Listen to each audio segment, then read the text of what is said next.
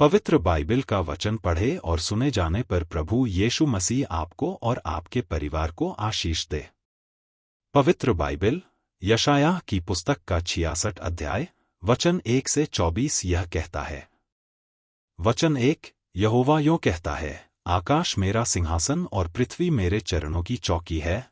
तुम मेरे लिए कैसा भवन बनाओगे और मेरे विश्राम का कौन सा स्थान होगा। वचन 2, यहोवा की यह वाणी है, ये सब वस्तुएं मेरे ही हाथ की बनाई हुई हैं, सो ये सब मेरी ही हैं। परंतु मैं उसी की ओर दृष्टि करूंगा जो दीन और खेदित मन का हो और मेरा वचन सुनकर थरथराता हो। वचन 3, बैल का बलि करने वाला मनुष्य के मार डालने वाले के समान है, जो भेड़ के चढ़ाने वाला है वह उसके समान है, जो कुत्ते का गला काटता है। जो अन्नबलि चढ़ाता है वह मानो सूअर का लोहू चढ़ाने वाले के समान है, और जो लोबान जलाता है वह उसके समान है, जो मूरत को धन्य कहता है। इन सबों ने अपना अपना मार्ग चुन लिया है और घिनौनी वस्तुओं से उनके मन प्रसन्न होते हैं। वचन 4, इसलिए मैं भी उनके लिए दुख की बातें निकालूंगा और जिन बातों से वे डरते हैं उन्हीं को उन पर लाऊंगा, क्योंकि जब मैंने उन्हें बुलाया तब कोई न बोला और जब मैंने उनसे बातें की तब उन्होंने मेरी न सुनी। परंतु जो मेरी दृष्टि में बुरा था वही वे करते रहे, और जिससे मैं अप्रसन्न होता था उसी को उन्होंने अपनाया। तुम जो यहोवा का वचन सुनकर थरथराते हो, यहोवा का यह वचन सुनो। वचन 5, तुम्हारे भाई जो तुमसे बैर रखते और मेरे नाम के निमित्त तुमको अलग कर देते हैं, उन्होंने कहा है, यहोवा की महिमा तो बढ़े, जिससे हम तुम्हारा आनंद देखते पाएं, परंतु उन्हीं को लज्जित होना पड़ेगा। वचन 6, सुनो, नगर से कोलाहल की धूम, मंदिर से एक शब्द सुनाई देता है। वह यहोवा का शब्द है, वह अपने शत्रुओं को उनकी करनी का फल दे रहा है। वचन 7, उसकी पीड़ाएं उठाने से पहले ही उसने जन्म दिया, उसको पीड़ाएं होने से पहले ही उससे बेटा जन्मा। वचन 8, ऐसी बात किसने कभी सुनी? किसने कभी ऐसी बातें देखी? क्या देश एक ही दिन में उत्पन्न हो सकता है? क्या एक जाति क्षण मात्र में ही उत्पन्न हो सकती है? क्योंकि सियोन की पीड़ाएं उठी ही थी कि उससे संतान उत्पन्न हो गए। वचन 9, यहोवा कहता है, क्या मैं उसे जन्माने के समय तक पहुंचाकर न जन्माऊं? तेरा परमेश्वर कहता है, मैं जो गर्भ देता हूं क्या मैं कोख बंद करूं? वचन 10, हे यरूशलेम से सब प्रेम रखने वालों, उसके साथ आनंद करो और उसके कारण मगन हो। हे उसके विषय सब विलाप करने वालों, उसके साथ हर्षित हो। वचन 11, जिससे तुम उसके शांतिरूपी स्तन से दूध पी पीकर तृप्त हो और दूध पीकर उसकी महिमा की बहुतायत से अत्यंत सुखी हो। वचन 12, क्योंकि यहोवा यों कहता है, देखो, मैं उसकी ओर शांति को नदी की नाई और अन्य जातियों के धन को नदी की बाढ़ के समान बहा दूंगा, और तुम उससे पियोगे, तुम उसकी गोद में उठाए जाओगे और उसके घुटनों पर कुदाए जाओगे। वचन 13, जिस प्रकार माता अपने पुत्र को शांति देती है, वैसे ही मैं भी तुम्हें शांति दूंगा, तुमको यरूशलेम ही में शांति मिलेगी।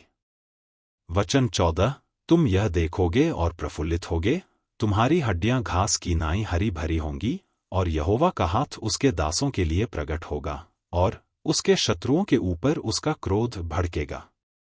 वचन 15, क्योंकि देखो, यहोवा आग के साथ आएगा और उसके रथ बवंडर के समान होंगे, जिससे वह अपने क्रोध को जलजलाहट के साथ और अपनी चितौनी को भस्म करने वाली आग की लपट में प्रकट करे। वचन 16, क्योंकि यहोवा सब प्राणियों का न्याय आग से और अपनी तलवार से करेगा, और यहोवा के मारे हुए बहुत होंगे। वचन 17, जो लोग अपने को इसलिए पवित्र और शुद्ध करते हैं कि बारियों में जाएं और किसी के पीछे खड़े होकर सूअर व चूहे का मांस और घृणित वस्तुएं खाते हैं, वे एक ही संग नाश हो जाएंगे, यहोवा की यही वाणी है। वचन 18, क्योंकि मैं उनके काम और उनकी कल्पनाएं दोनों अच्छी रीति से जानता हूं, और वह समय आता है जब मैं सारी जातियों और भिन्न भिन्न भाषा बोलने वालों को इकट्ठा करूंगा, और वे आकर मेरी महिमा देखेंगे।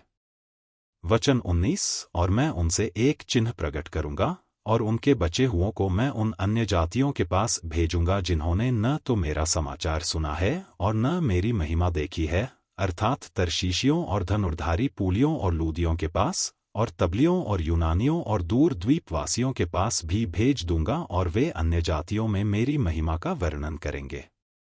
वचन 20। और जैसे इस्राएली लोग अन्नबलि को शुद्ध पात्र में धरकर यहोवा के भवन में ले आते हैं, वैसे ही वे तुम्हारे सब भाइयों को घोड़ों, रथों, पालकियों, खच्चरों और सारनियों पर चढ़ा चढ़ाकर मेरे पवित्र पर्वत यरूशलेम पर यहोवा की भेंट के लिए ले आएंगे। यहोवा का यही वचन है। वचन 21। और उनमें से मैं कितने लोगों को याजक और लेवीय पद के लिए भी चुन लूंगा। वचन 22। क्योंकि जिस प्रकार नया आकाश और नई पृथ्वी, जो मैं बनाने पर हूं, मेरे सम्मुख बनी रहेगी, उसी प्रकार तुम्हारा वंश और तुम्हारा नाम भी बना रहेगा। यहोवा की यही वाणी है।